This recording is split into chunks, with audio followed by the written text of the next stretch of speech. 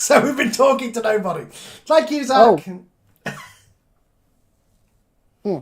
Secretary doing his job. Hello! Sorry about that. For those of you who have been waiting, I just realised that I'm new to this OBS streaming thing.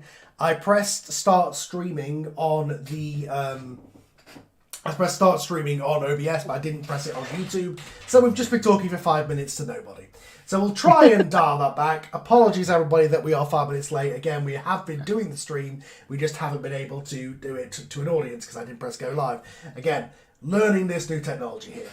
So let's dial that back. I am Carl, the producer of Sci-Fi Audio Dramas, Jerry, the writer and producer of X-Men, the audio drama, Power Rangers, along with other things, and I've got with me Mitch McFarland, who is the guy who is writing and editing the Avengers show. Just to recap what we were just saying, basically, he came to me in January or February and said have you been interested in doing an Avengers show because you had Scarlet Witch and Quicksilver, you've had all these references to the Avengers, and you're going to pay that off at some point. Are you going to do anything? So I was like, no, I don't have time to do an Avengers show on top of everything else, but also I didn't have the interest in doing an Avengers show because I didn't feel like I had an angle on it. I had an angle on X-Men, which was there's never been an X-Men show that has told it in continuity, telling the comics continuity, modernised. There's not a show that exists like that. I want to do that and fully be faithful to the comics and update it and that kind of stuff. Basically do what X-Men Season 1 comic did, but just keep going. And that was my angle with X-Men, but I didn't have that with Avengers because in my case I was like, well, the MCU did it great.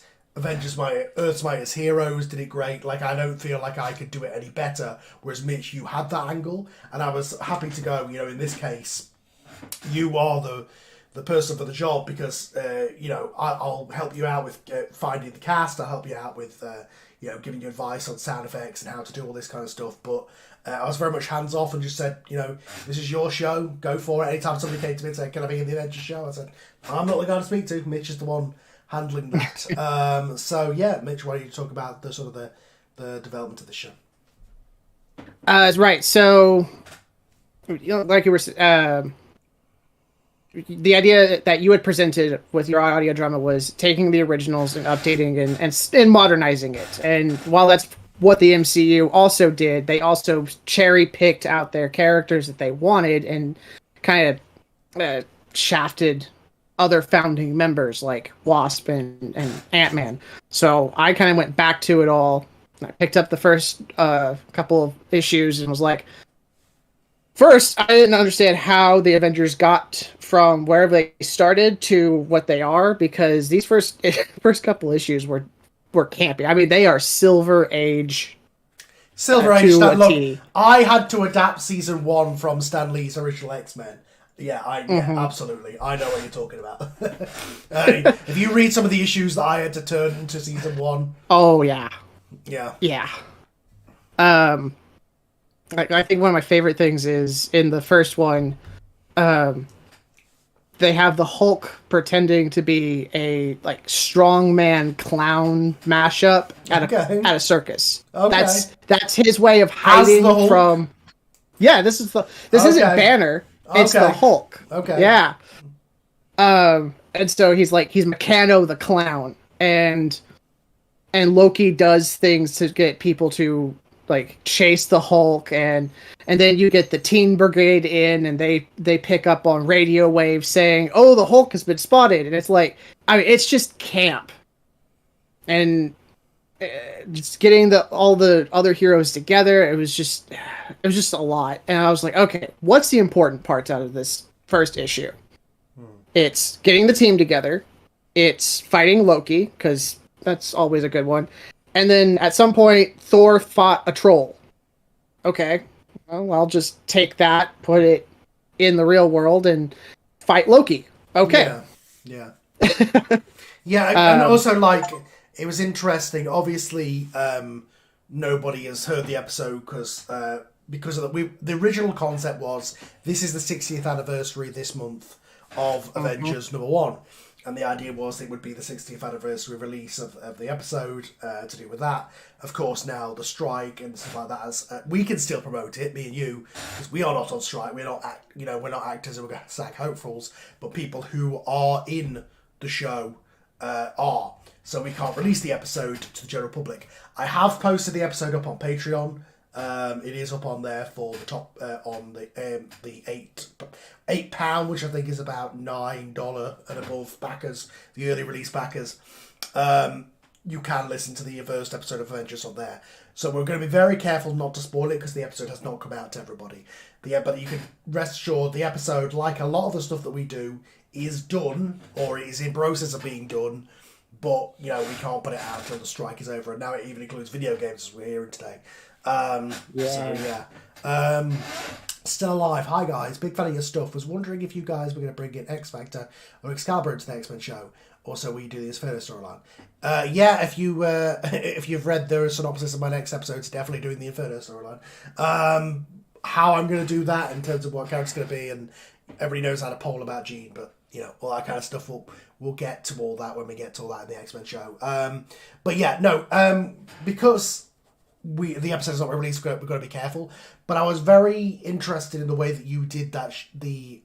You kind of took the troll element and almost created an entire new race of trolls that was kind of like this fantasy, medievally but also very much part of the Thor world. Mm-hmm. Right. So, part of it is Loki does get banished to the Isle of Silence, and he sits there and he does his machinations from that. But under the ground are these trolls that also live there. And so I kind of just took the idea of, Loki's stuck there too. Now Loki is probably going to be actively more involved with troll dynamics and actively trying to get back to fighting Thor out of trouble, whatever I decided to do for him. Mm-hmm.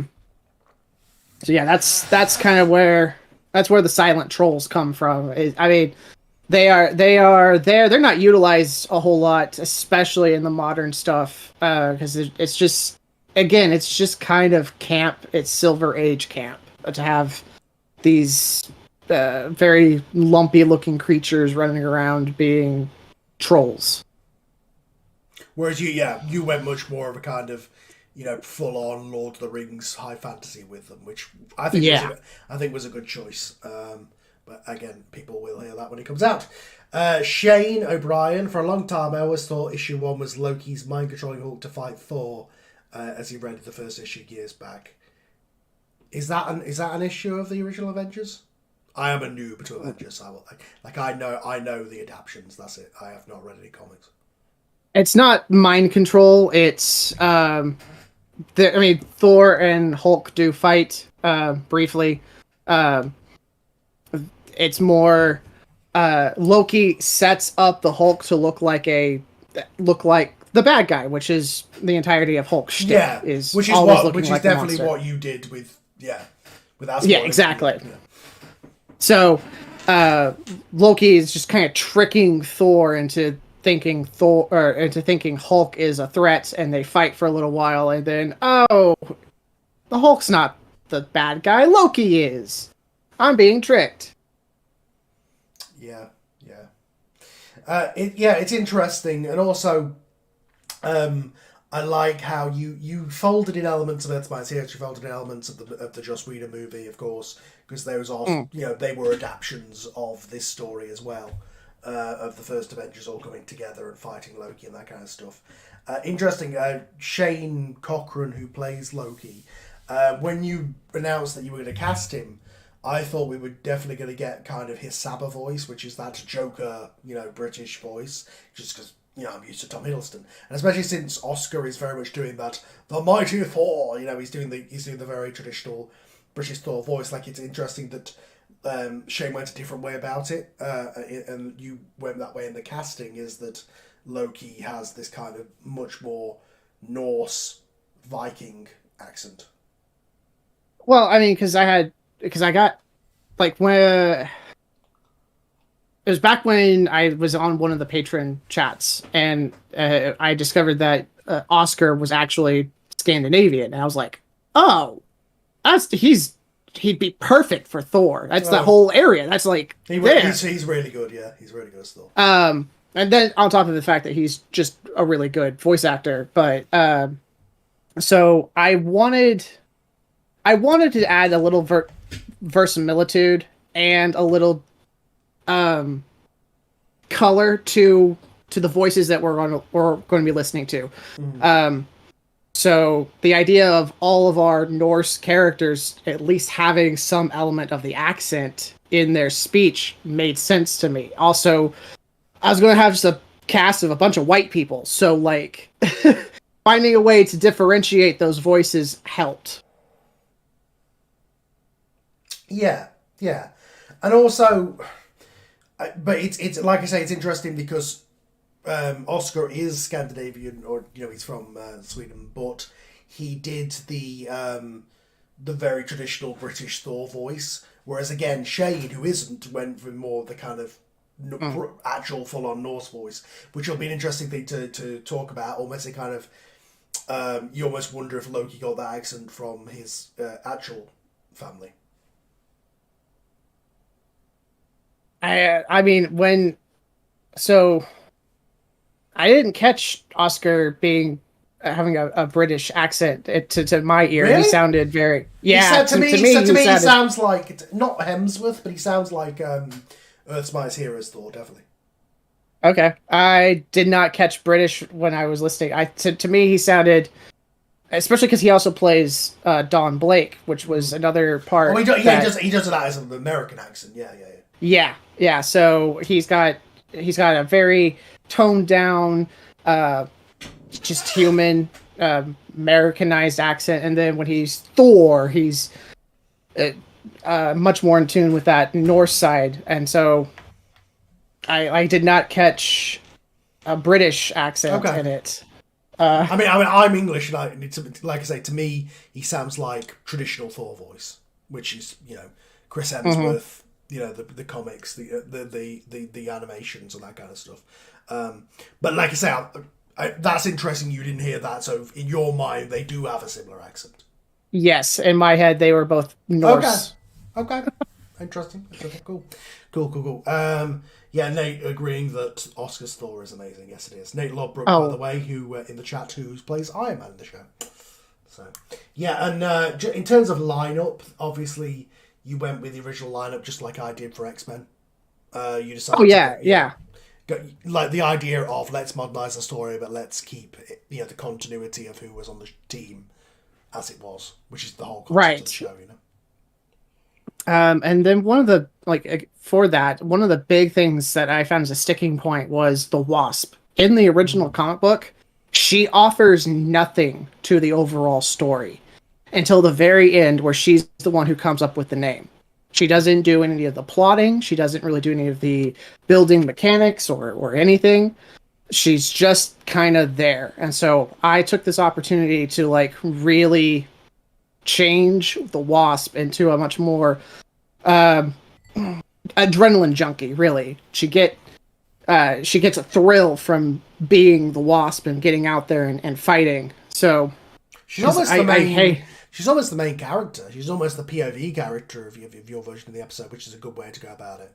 And again, the her thing in the original is probably just down to sexism at the time. I mean, some of the original stuff that you read, like the stuff that I had to take out, I had to give Jean Grey a lot of agency that she did not have originally. Like in the original books, she was like, she sewed the X-Men's costumes and things like that. And I was like, oh no.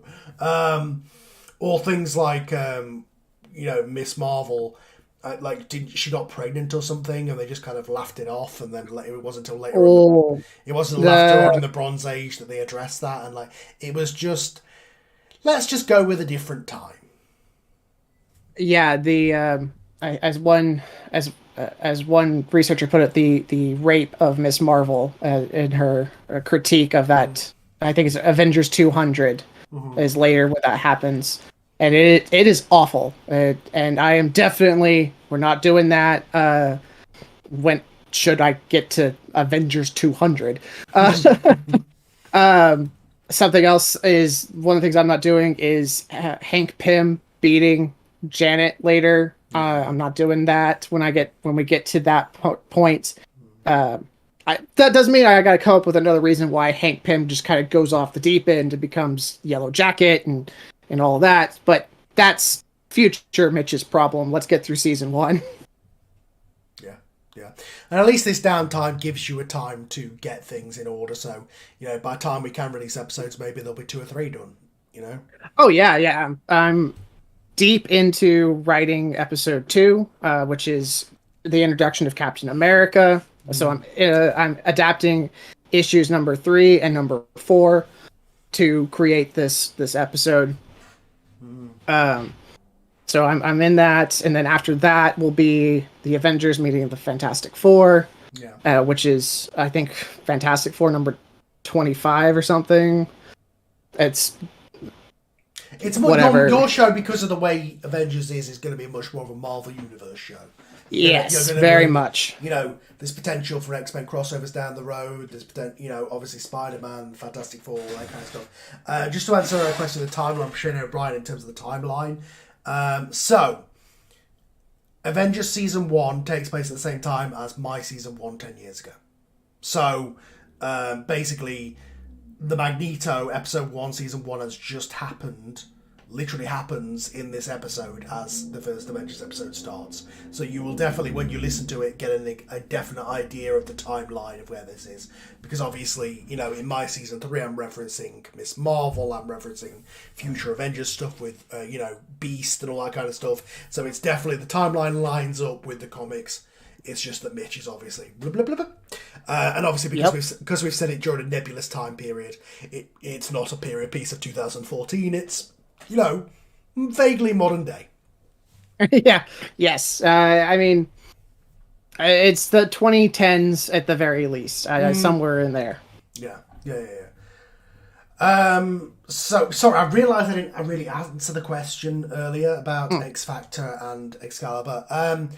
Really, to me, they will just be like one-off episodes. I don't or I'll do a couple of episodes like I did with New Mutants, just do kind of spin-off bonus things. I haven't got time to do a whole other series with them, but I might do an X Factor episode or an Excalibur episode once Mutant Massacre happens.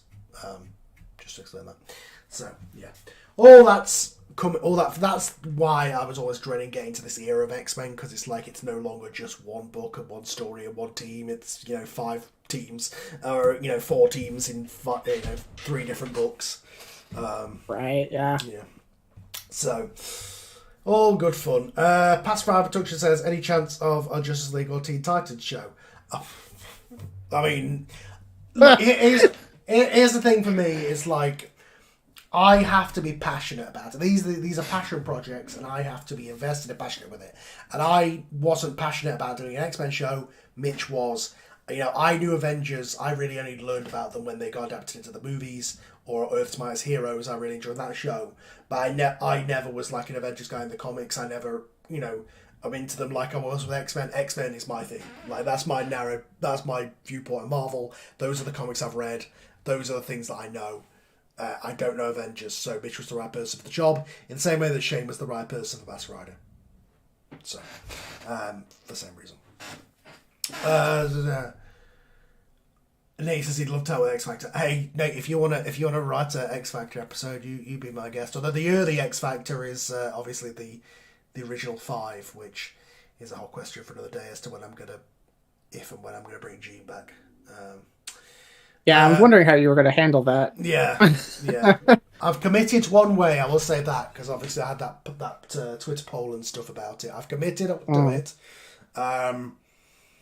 But we'll see. But it's definitely something I'm going to pay off down the road, so no time soon. Jordan Mahoney Blowworld, I have a question for you guys. You just said you have a question? Cool. Post your question. Shane O'Brien, is the New Mutants continuing, or are they going to be like Gareth X-Men? See, that's the thing, is that was Rick's series. And Rick is obviously no longer with us. So, and I wasn't really... I want to use those characters, but I don't know if I want to do full-on stories. So, To be honest, I might just have it that New Mutants is happening in the background as you remember it from the comics, but I may not necessarily adapt at all. It'll just be a kind of big, like, in the first episode of season 4, Cypher's in there, and I've not done his introduction, and his actor is on the call here. Cypher is just there on the team, and I hadn't necessarily adapt his introduction, so you can kind of infer that New Mutants has kind of been happening, and that's probably going to be my way of adapting it going forward. Is like, X-Factor's happening, Excalibur's happening, here's an episode to check in on them every now and again, but we're just going to be adapting the X-Men book. You know, we're just going to be adapting Uncanny X-Men. And those stories. And I'll occasionally fold in other stuff when it becomes, you know, major plot relevant to the main X-Men team. Is the way I go about it. I mean, at least for you, Mitch, you've got a little, you've got a lot longer before you have to worry about any of that stuff with spin-offs. And Yeah, that's well. I mean, the Avengers yes, definitely. They stay kind of within their own thing. They guest star in a couple other places, but for the most part, it's the Avengers. It's not until the aughts where I get like the new Avengers, because that's after Disassembled, and then the Uncanny Avengers and the because you know, in the 80s and 90s, X-Men became extremely popular, and they just milked it for all it's worth. Unfortunately, at that time, Avengers was the opposite, which is why they did the Heroes Reborn and all that nonsense. And why there was never like an Avengers 90s show. There was all these Marvel crossover 90s shows, but never an Avengers one. Or at least not. There was. It just starred the B team. Yeah, well, it wasn't. It had Hawkeye and the Vision. It had one season on Fox Kids. It was terrible because it didn't have any of the like drawing names to it, and so it just died. Yeah, which is weird because they did an Iron Man show. Right. Yeah. Exactly. Like I say, you know, we can crap on MCU's products since Endgame, but you know what Kevin Feige did cannot be underestimated in taking those characters who were not household names. Not only did he make them household names, he beat the other characters and brought them back into the fold. You know, the X-Men and Spider-Man want to play at their playhouse now rather than the way around. Past for our instructions. How do you guys do research Power Rangers, X-Men, and Avengers? What piece of media did you use? Well, I'll let Mitch answer his. What media did you use to adapt Avengers episode 1? Like I went out and bought the Masterworks for like the first 30 issues of the Avengers, read them, came up with my season based on where it felt like narratively fit. So my first season will have the kind of just the first 18 and the stuff that happens within the time frame of those first 18 issues. I noticed when you were reading the credits that you adapted some stuff from Tales of Fantasy. So was that that was kind of prologue stuff to the first Avengers story? Exactly. Like I had Tales of Suspense number 52, which is an Iron Man story where he meets and first fights the Black Widow. Mm-hmm. And so I thought that would be a great thing to kind of introduce the audience to Iron Man here with that story, because it gets me two well-known characters for the price of one comic book. Yeah, and also for somebody who's coming into it as, you know, the MCU's the only Avengers they know, they're like, where's Black Widow? Why is she on the team? So at least you kind of get her in there, sort of thing. Exactly. And she's, you know, playing with, you know, the Russian roots and being kind of the quasi bad guy that she was originally supposed to be, because she won't be an Avenger until Avengers number 111, actually, is when she officially joins the ranks. She gets a vote in number 36 or 37, but decides not to. And it won't be for a while before she becomes an official member. Mm-hmm. Yeah. So Jordan Mahoney says, have you ever thought about bringing on, I imagine, voice actors that are blind or visually impaired? Have you thought about it? I mean, for me, I don't care what handicap or learning difficulties or anything like that. If you have the right voice for the role, I'll give you the role. I just did a casting call for the original show that's going to be coming out, and boy, oh boy, that was a massive casting call. I had to get a whole team along with Mitch was one of them, to all come together and help me with that casting process because it became so big. And in some cases, I did cast from the stable of actors that we already had, but those stable of actors, for the most part, were against the other people. I didn't play favourites. And I always will go with the best voice for the role. And sometimes that unfortunately means letting down a friend. In some of the recent ones where I was casting for Wolverine and stuff, there was people who I know a lot more and really wanted it, but they weren't as good as the person I ended up casting. And that's just how it has to be. So I will never, if you or anybody else wants to apply for a role, I will absolutely give it to you if you are the right voice for the role. But I won't give it to you just based on any criteria. It will be because you are the best voice of the role and you did the best acting. Yeah, same. I think my only other caveat is if I have to combat you on notes or something, maybe this isn't the right thing for you. But beyond a personality conflict, creative is subjective. Right.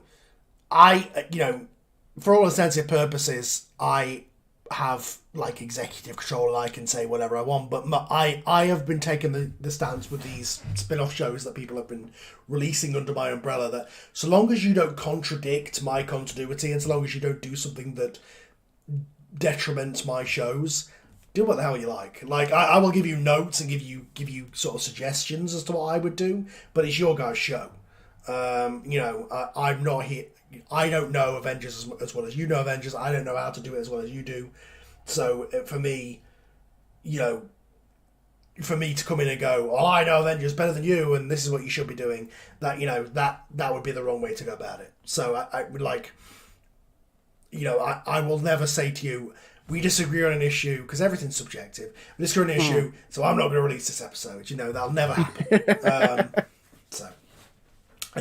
Unless you literally have, claiming that Wolverine was there fighting Magneto at Cape Citadel, I don't care.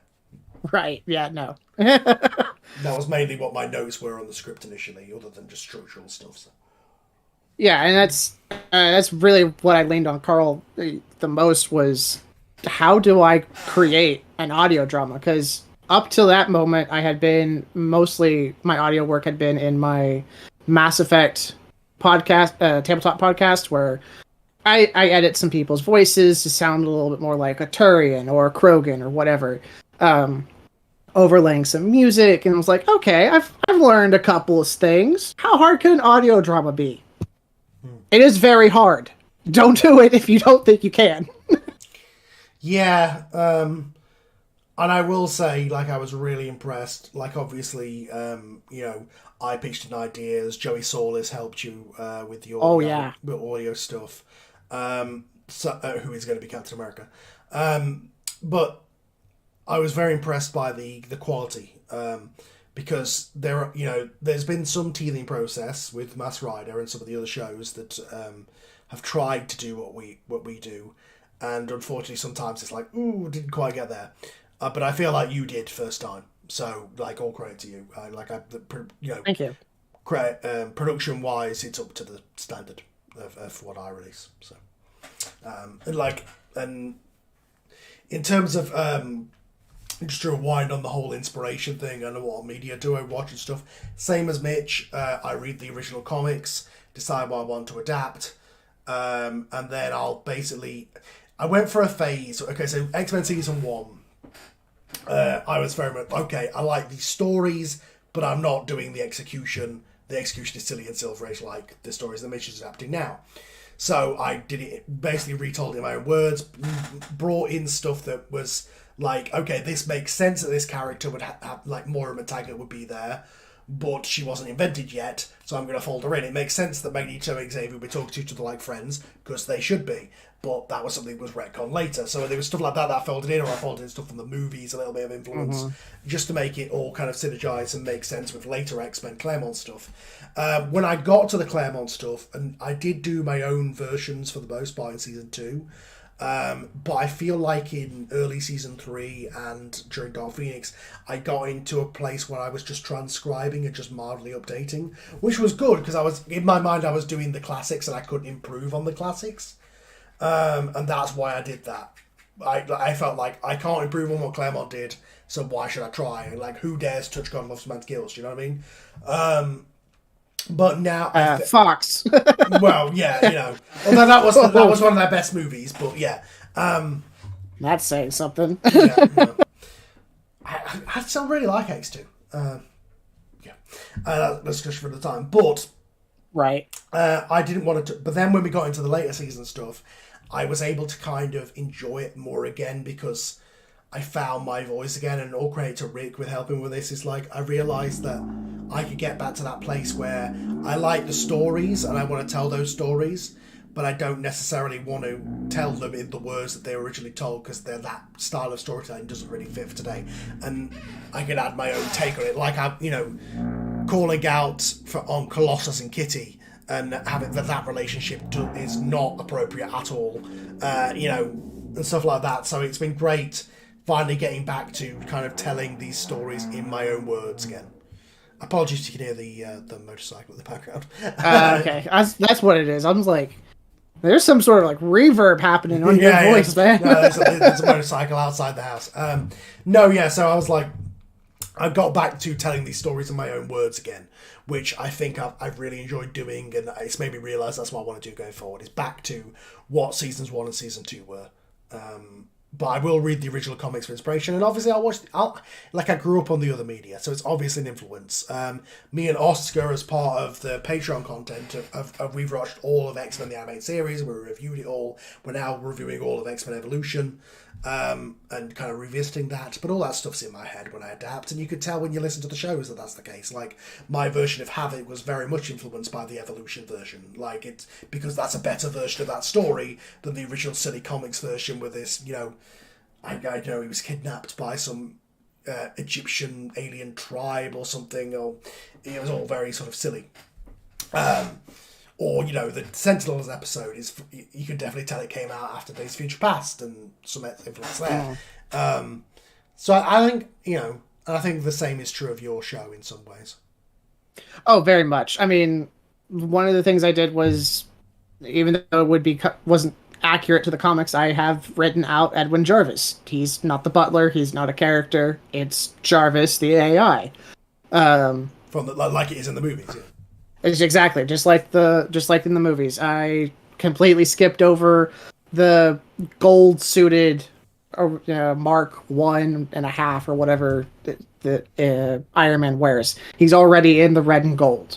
I felt like just some seamless updates that, like, we're already familiar with these characters. I don't need to go back over this with you. Let's just hop right into the action. Yeah, absolutely. Past Survivor Productions, any chances of Miles or Kamala Khan to appear?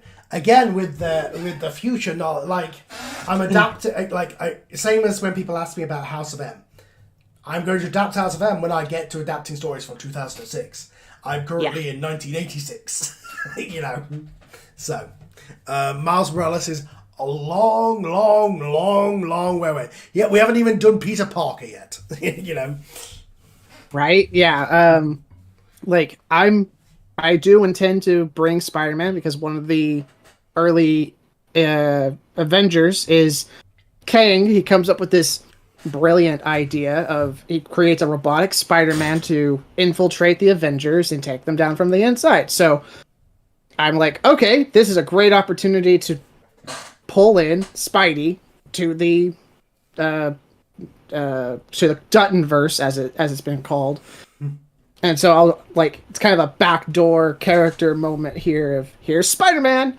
But again, this is Spidey back when he's like a high schooler. So I'm not going to be getting into the Spider-Verse or any of the other stuff from Spider-Man until, I don't know, 2040, 2050.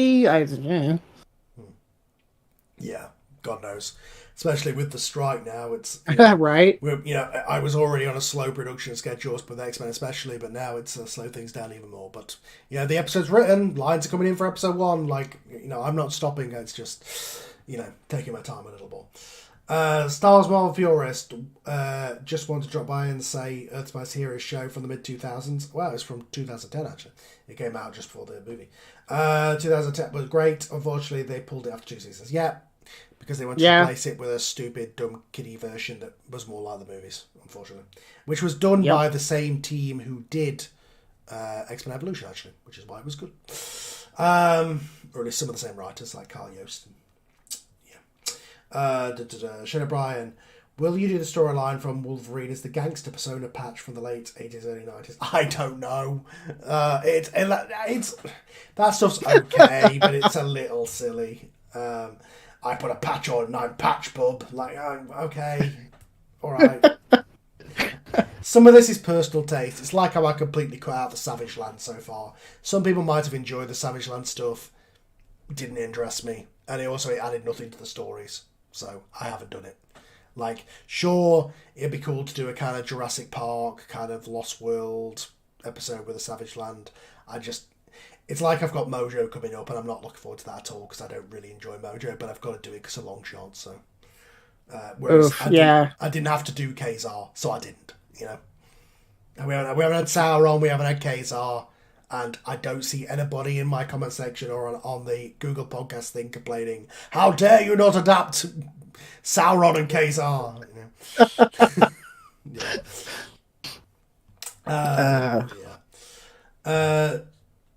Shane O'Brien, Captain America's better cycling that guy. Yeah, I know. Okay, Jordan says Caroline. I assume he means me. He's what I did, like a text-to-speech thing. I love your version of Cyclops in season 1. He's a role model for blind people. I mean, I wouldn't consider Cyclops blind necessarily. I mean, he sees red. Certainly, he's visually impaired. But that's an interesting reading on Cyclops. I've never really thought about him that way. Same. Yes. Shane O'Brien saying apparently he's sad that I haven't done Sauron. Which in this day and age, you say that name, people are like, what? The Lord of the Rings bad guy was an ex? No. The pterodactyl who turns into a doctor who has the same powers as Morbius, weirdly, kind of. Yeah, energy drained into a pterodactyl. Yep. And I love how Sauron even became, because he was a workaround for the comic code of ethics at the time, and they couldn't use vampires, they couldn't do bats, and so Marvel was like, all right, fine, pterodactyls, here you go. He transforms into a pterodactyl by sucking your energy out of you. Congratulations, Comics Code Authority. Suck it. Zach Adamson is here, by the way, folks, just off screen. Zach, have you got anything you want to say while you're here? Well, I didn't want to steal anything away from the two stars talking about their brand new project, which, first of all, highly congratulations. Sounded amazing. Did a wonderful job. Everybody sounds absolutely fantastic. Big shout out to Oscar. Like, my opinion, he completely blew the entire thing out of the way. Yeah. Other than that, huge shout out to Nate Lodbrook, who's also in the chat. He's been absolutely a fantastic support, and it's going to be fantastic working with him and all the other people in the new upcoming thing that I'm also a part of that I'm not sure if I can talk about yet. Yes. Yeah, there's the majority of the voices you will recognize as from the stable of actors from both Power Rangers and X-Men, but there are some new voices in there, like in terms of Scarlet Witch, again mixed up with Scarlet Chanson. In terms of Black Widow and things like that, like, were they people who you knew, or did you cast for them? Or definitely, like the Wasp, Black Widow, Jane Foster. They were all women I know personally. They're all friends of mine. And I was like, if you have had any interest in being a voice actor, here's an opportunity. Ground floor. Stable named character who I'm going to probably utilize throughout the season. Do you want it? And they all jumped on it. So and, like, getting Wasp, she is fantastic. I couldn't have asked for a better Wasp. Yeah, and we also got Lamar Richardson, who was Alex Drake in my show, is Hank Pym. He does a great job. He's also they all do. I can't. This show wouldn't be what it is without the cast that came together for this show. 100%. Like, so. Absolutely. And all these shows live and die. Like, I could write the best script possible, or you could write the best script possible, but if you haven't got the right performers to perform it, it falls dead. You know. Which is why we have to be harsh on the casting sometimes. You know, unfortunately. Exactly. Yes. Shane O'Brien, his famous meme, I don't want to cure cancer, I want to turn people into dinosaurs. Oh, is that Sauron? Yes. Do I want any collabs with the Justice League? Look, hey, I absolutely, like, if I one day decide I want to do a Justice League story, I'll do a Justice League story. But, like, Trial of Bruce Wayne started, and I just kind of fell behind on that because I was busy with other stuff. I was moving, and then it just kind of fell to the wayside as production started wrapping up for X-Men again and stuff like that. Like, I will finish it, but I just don't want to add too much onto my plate because I know that I don't want to start something that I won't finish. The new episodes, the new original show is only going to be 6 episodes for a reason, because it's going to fill the gap why the other shows are not on the air. And sure, if the strike's over, which it has no shine of doing anytime soon, but if the strike's over, then we'll finish it either way along with the other shows, but which is why I'm continuing to produce them in the background. But I don't want to commit to too much because I don't want to get burnt out and have to, you know, I've got so many amazing supporters on the Patreon and things like that now, and this incredible network of all you guys here on the YouTube and on the Discord, and like, I don't want to let all these people down by starting something that I'll never finish. So, you know, that's what I don't want to commit to too much. If I feel like one day I have the passion to do those stories, I will tell those stories. But without the passion, there's no point, because it will just become a job. And until it is my full-time job where I'm getting paid to, you know, enough to support myself without doing my other full-time job, which I do every day, that when I get to that point, that this is my only job, sure, absolutely, I'll do things just for the profit. But for right now, where it is my side hobby job, I'm going to do what I want to do and what I'm passionate to do, because I know that I will put my heart. If I'm not going to put 100% into it, there's no point. You know, 100%. I do a weekly podcast, which is on hiatus, the MCU Lorecast. I do the Mass Effect, which is a monthly drop. And then I picked this up and I was like, okay, 3, I can handle 3. And that's about as much as I can really feasibly fit. I love being in the writer's room, as we've called it, and bouncing ideas and being like, yes, that works. No, let's not do that. Like whatever. I love being in there and doing it, but beyond that, I could not also take on like the additional writing responsibility of another show in any regard. So yeah, like I'm in the middle of writing the next Power Rangers episode at the minute. I'm about 2/3 done, and sure, I would love to, you know, every single night be like, right, I'm going to knock out a script tonight. But when you're coming home from a full-time job and you also want to have a life and all that kind of stuff, sometimes it's just not feasible. I don't want it to much. And like, you know, we were taking a couple of weeks off this week because things have been happening with me. But every week, usually I record two or three bonus Patreon episodes. Every single week we do a Power Rangers one, we do an X-Men one. You know, I've just got a lot on my plate, and any more shows don't sound like a good idea. Yeah, Sammy Allison, yeah, the writer's room is Freestave 8, which is coming very soon. I've almost got all the lines for that. So, and that I can release whenever I want, because it's our own original show. So I hope you guys will enjoy that when that comes out. But those of you who want to stick around, wait for X-Men will be back. Power Rangers. Somebody posted up at the Facebook group earlier this week, I'm sorry Power Rangers won't be finished. I'm like, when did I ever say that? I'm pretty sure in all my announcements I said, we'll be back, you know. But, you know. Right? Yeah. Some people don't listen. or don't read sometimes. I swear to God. Like, I posted up that casting call for East Haven 8, and because I mentioned Power Rangers or X-Men, people were like, I want to apply for Lord Zed. I'm like, well, great, I don't need... First of all, Omri's great. Second of all, I'm not casting for that. You know. Yeah. Yeah.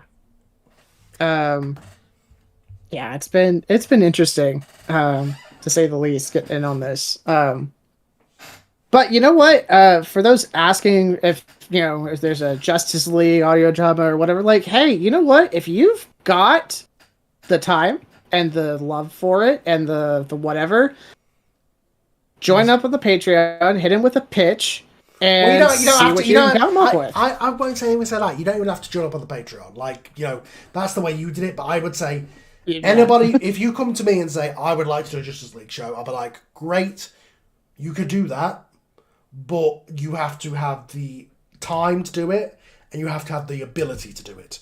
Because if you send me a script and it's not up to standard, I will tell you it's not up to standard. Because I'm not going to put something out there that will make our brand lesser. So, yeah, absolutely.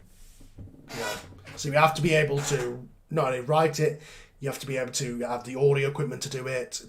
I'll help you with the casting and that kind of stuff, but in terms of be able to do noise reduction and all that kind of stuff that makes it to the quality of, yeah. The Power Rangers audio drama will be out as soon as the strike lifts, because like episode 8, I have literally everybody's line except for 3 people. And I'm off work in 2 weeks from my main job, so I'm going to edit the episode, even if it's with some temporary lines. I'm going to edit the episode then, and then as soon as I have everybody's lines, it's going to go up on the Patreon, and then as soon as the strike lifts, I'll put it out. But I can't do it until it does. So, thank you, Sam Milton. That sign up for Patreon. There's awesome content on there. Thank you very much. Yeah. I mean, it's as low as at this point. $2 a month, you will get you either the X-Men or Ranger show. I think $3 for those. $2 a month will get you access to all the scripts as soon as I like not only just the final scripts but the first draft scripts. A lot of people have signed up for the exclusive content thing, which I wish I had more time to do more stuff for that. But we did have a Patreon exclusive episode of Power Rangers. If you're Journeys for Power Rangers, there is a Patreon exclusive episode on there that explains the origin of the Thunder Rangers. So. There's interview. If you go back far enough, there's interviews with Gina McGuinness. There's blooper reels. There's commentaries. There's movie reviews. There's TV reviews. There's hundreds of hours of content on that Patreon at this point. So, if you're missing out on our stuff, there's a lot more stuff on there.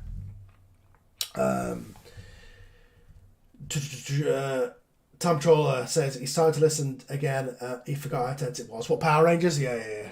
I remember you saying the other day. Yeah, there's some stuff that I said this the last time we did one of these lives. I kind of regret the Scorpina thing just because I heard it turned people off, but everything else I'm very proud of with the Power Rangers show. Pastor Out Productions, do you guys work in the film industry? Nope. I mean, I've tried. But I live in a state that doesn't get a whole lot of film business. Most of it's furniture store commercials. So I have tried, but there's just not a whole lot of SAG eligible productions happening in my state, and thus I'm never going to be eligible to join the guild. I do fully support the strike, and they should be asking for more is what I'm saying. Stick it to them.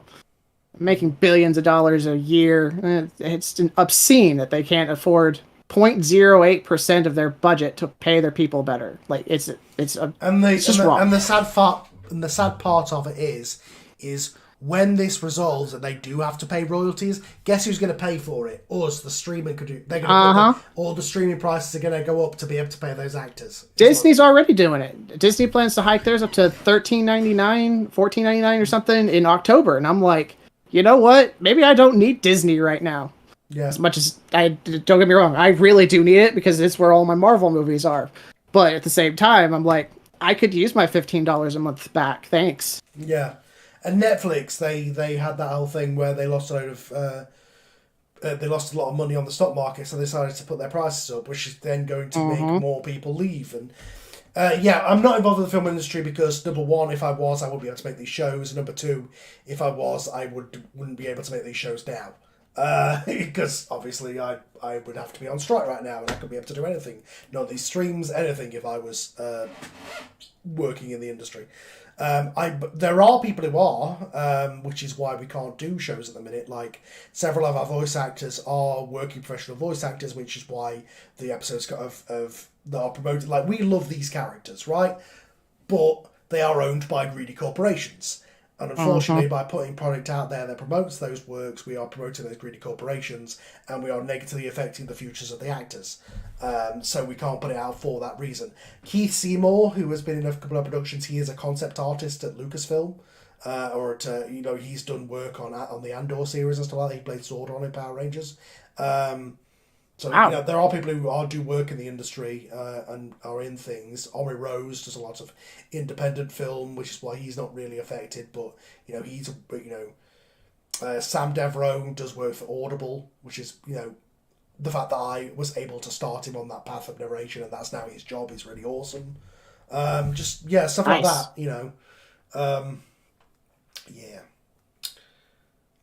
Time Trial, the Avengers Audio Drama episode 1 was great. Not gonna lie, I decided to sing along to the theme with the instrumental played. Yeah, there's 2 themes in there. You decided to put in both the movie Sylvester theme, but also mostly the Earth's Mightiest Heroes. Yes. Yeah, I felt like, I don't know, I was trying to invoke that MCU kind of feel to it. So I tossed on that fanfare that's at the start of every Marvel movie, and I threw that on there, and then I still needed an intro music, so I was like, the Earth's Mightiest it's got punch, it grabs you, you almost know it off the first couple of chords at this point. So, like, yeah, I used that as the intro for it. And also it's a key thing, because it is to Avengers what X-Men, the animated series theme, is to X-Men. And I use that theme because that is the X-Men theme, Exactly, exactly.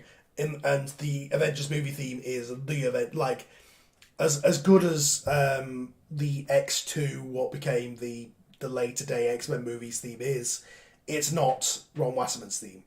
And it's not replaced it as the X-Men theme, which is why now they're turning up in the MCU, we're hearing the exactly. Which is that, Earth's Mightiest Heroes is the closest thing that Avengers has to that, other than the Alan Silvestri theme. Or the Alan Silvestri. Yeah, and I didn't care. I've watched it all I've watched both with like my kids and everything, and I very much preferred Earth's Mightiest over the obvious MCU cash grab Avengers. Yeah. I was just like, one of these is a much better quality than the other. Yeah. One was legitimately trying to update and adapt the comics and tell good stories, and then the one was a cheap tie-in. And unfortunately, one got cancelled for the other, which sucks. So, which is the story of a lot of 2000s and 2010 animated series, unfortunately. That they weren't selling enough. They were good shows that had good ratings, but they weren't selling enough toys, or they didn't tie into the synergy of what the movies were doing enough, so cancel them. Yep.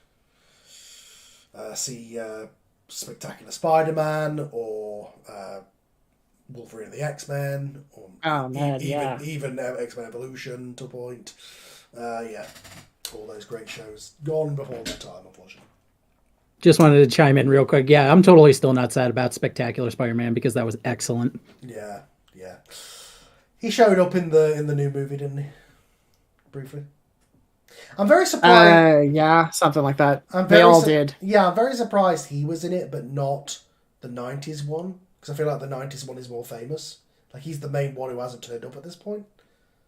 Unless they just can't get the voice actor, I suppose. But I have no idea. I'm just expecting the guitar riff at some point, right? In Spider-Verse, Thank you, Top Drawer. That's Jesus in the chat, who is in your episode. In fact, he's one of the muggers in one of the scenes. Still live. You did a good job. John Byrne versus Claremont. Who wrote X-Men better in your opinion? John Byrne was primarily the artist. I mean, unless I'm, did he come back and write X-Men later on? Like I wouldn't be surprised. I mean, I know he was on Claremont's team. It's John Byrne and Claremont. Yeah, Claremont and Byrne were the artists during the Phoenix Saga and a lot of that late 70s, early 80s, Dark Phoenix Saga and stuff. But certainly wouldn't be surprised if he was a writer. I know he wrote later because he wrote Man of Steel later on. Mm. Yeah, and I know he did a lot to Scarlet Witch. So I don't look forward to figuring out the vision hole that exists in the Avengers plot. Yeah. Shane O'Brien, best X-Men theme. Funny how my second favourite X-Men theme song is Pride of the X-Men. I mean, Pride of the X-Men is catchy in a campy 80s way because it's written by the same people who did that Defenders of the Earth. Like, it's that kind of 80s Saturday morning. Yeah. Nate says he has a love-hate relationship with the Pride of the X-Men theme. Yeah, I know. It's an earworm, but it's almost in good in a bad way. No worries, Hazes. Shane O'Brien, 90s anime Peter Parker with his famous striped blue shirt. Yeah, like, where is he? Voice actor's still alive. What are we doing? Yeah. Alright, I mean, Mitch, this was supposed to be your thing to plug Avengers, and I feel like I've spoke about X-Men for a lot of it, so anything else you want to just talk about? I mean, so I guess the future, really, is obviously show's still going on in the background. I've put out a couple of times, I'm still looking for voices.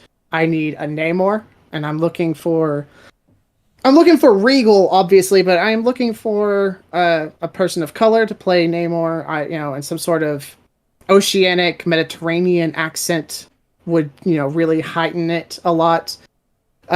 Just to give depth to the episodes you're going to be listening to. I've also, and this kind of happened just as I was writing episode 2, I found I needed James Rhodes. So I need another person of color to play him. So if you are interested in playing for any of these characters, you can hit me up at the Avenger Audio Drama, all one word, at gmail.com. Or if you're on the Discord, I'm on there under my name, Mitch. You can ask me questions. There are sides pinned to the Avengers channel on the Discord. And you can send those to me or to the email. I've got a lot going on with the season. It's going to be 8 episodes. That's 2 more than I originally intended. But Shane made a very, very good, compelling argument for Doctor Doom. And so I was like, well, all right, here's one more, and I hate having an odd number, so I'll just throw another one in. Yeah. Absolutely. So yeah. Awesome.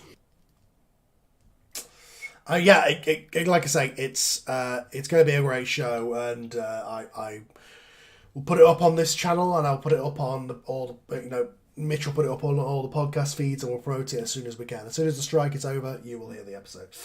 Absolutely. And any other ones that get done. Still alive. Any of you guys know moments where Jubilee and Shadowcat team up? I think those two will make a good team.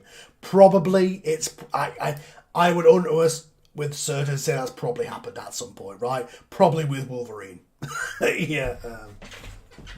I think about it, and they kind of come from 2 different time periods. Jubilee's a 90s character, while Kitty is an earlier generation, so she doesn't really interact all that often with Jubilee. Even because Jubilee kind of takes over the sidekick role in the Wolverine from Kitty. If I am remembering everything correctly. Yeah. But Jubilee spends a lot of time with Generation X, which is not the New Mutants, but it is the New Mutants. Yeah. Kitty was off doing Excalibur during the 90s, and Jubilee took her place, but then Kitty came back, and it felt like after we got out of the 90s, kind of there were some of those characters who kind of fell by the wayside. Gambit and Jubilee have remained popular because of the 90s show, but I don't think they've been as prominent since.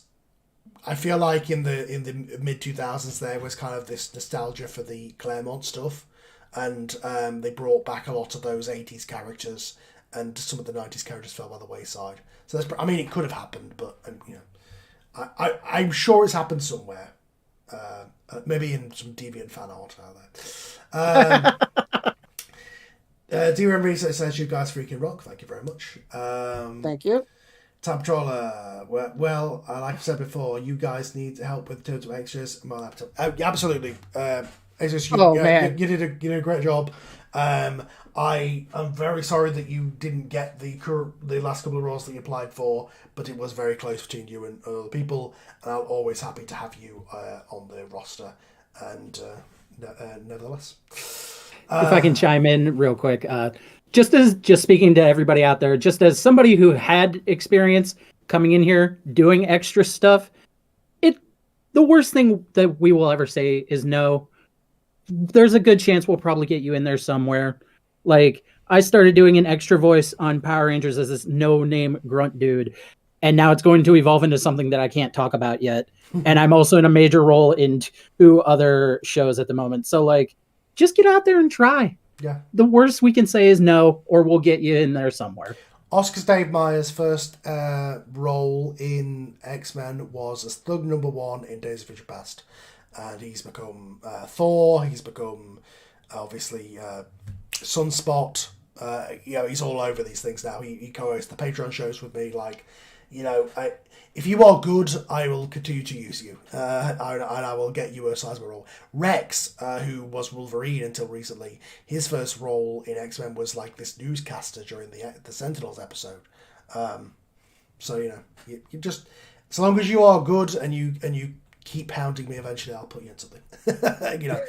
If you record on your phone and you haven't got the right voice, but if you've got good recording equipment and you've got the right voice for the parts, absolutely.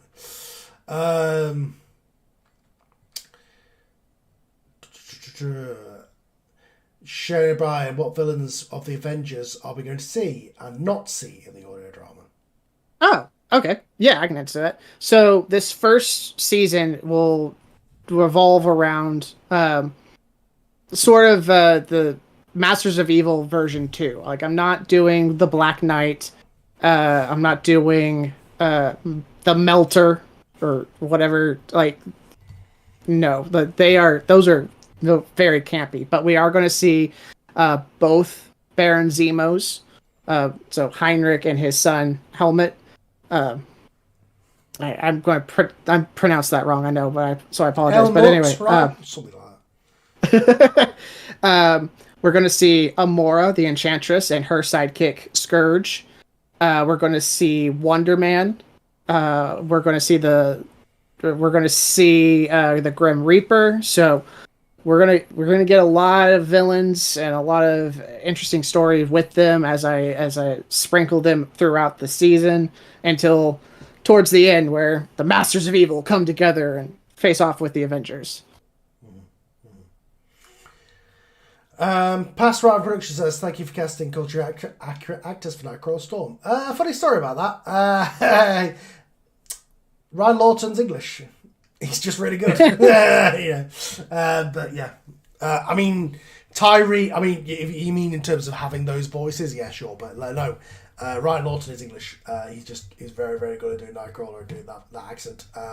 And Tyree, when I first cast her, she's always lived here in England, but she mostly had kind of a British accent, which I think over the years has got more has got a little slightly more African, but she's always had that heritage, so I think that's always helped. African's a continent. I don't know what part of Africa her family are from, so I don't want to be culture sensitive and say the wrong one. But yeah, I know that Africa is a continent, not a country. But yes, it certainly helps to have that authenticity in there sometimes. And also, like, there are certain characters who that's really necessary for.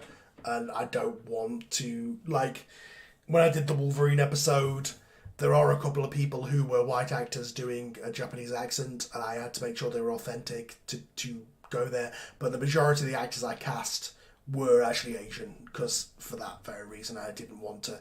We recently, in the original...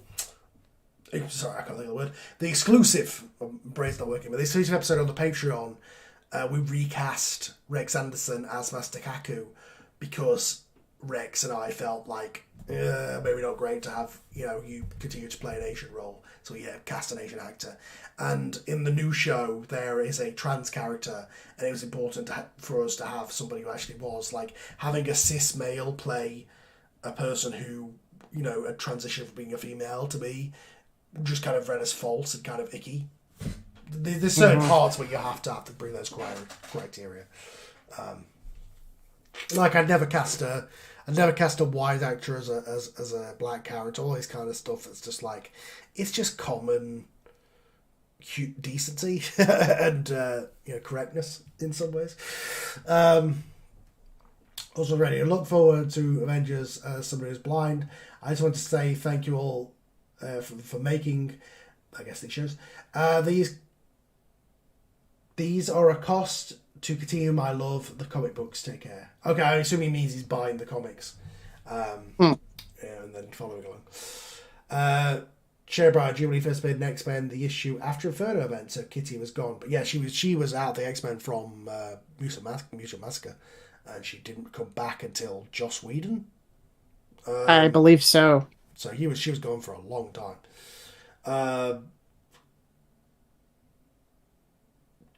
No worries, Jesus. Nick Lubrook, I echo Zach's comment completely. Yeah, I mean, same goes for you. Dear research, I love you guys, all the dramas, especially when I be out on the road, truck driving. It helps me get comfortable on the mountains. Listening to your dramas makes me feel like I'm an X-Man driving. Oh, that's awesome. I mean, yeah, that's always the fun way to listen to these shows, right? I mean, you can listen to them quietly at home, but also it's something you can get involved in just your ears while your hands are doing something else, right? It's the benefit of an audio production. Yeah. All right, so... we've been going for about an hour, so I think unless anybody else has got any other questions, we'll go ahead and wrap it up. Anybody's got any other questions, just shoot them now into the chat. Like I said, the Avengers show will be out as soon as it can be. The feeds are all set up, and if you sign up to the Patreon, the early access tier, you can listen to it right now. Tony Shades, Nerdier. I want to say that you guys have been absolute respect, and you've taken some of those popular story aspects from Power Rangers. You've turned them into bangers, bravo. Thank you very much. Yeah, it's been a lot of fun, and like I say, I make these shows because it's the shows I want to listen to as a fan, which is, I think, is the same place Mitch is coming from as. So. Absolutely, yeah. And it's a lot of fun to, like, you've already established so much, so it's like, okay, I'm just taking from here and just kind of building on it even more. Sometimes when you go back to these past things that you have nostalgia for, you go, I wish it was this. And then I'm like, wait, I can make it that. Yeah, which is exactly. As a point on the feeds, there is a issue still with Apple. I haven't received confirmation from Apple that I can promote on that. Mainly because what is available right now is a 1 minute long trailer.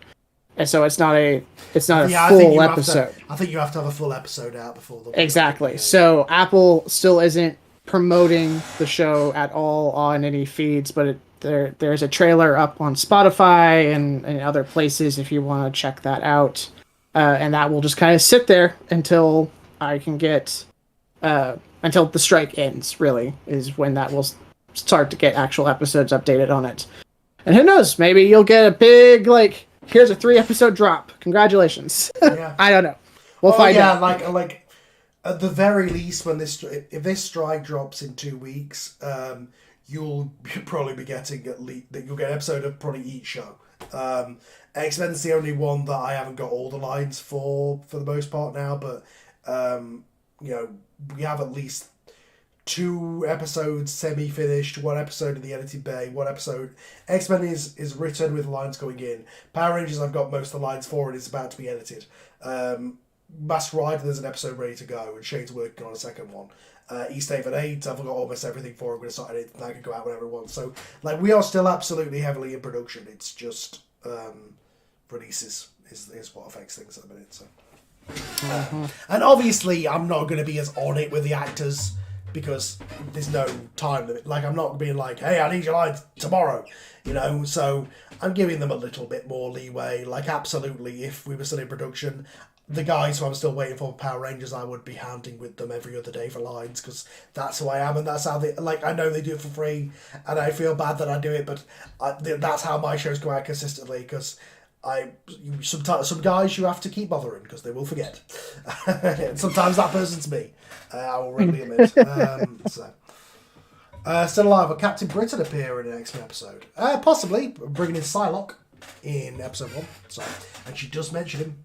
So, I mean, it's a possibility.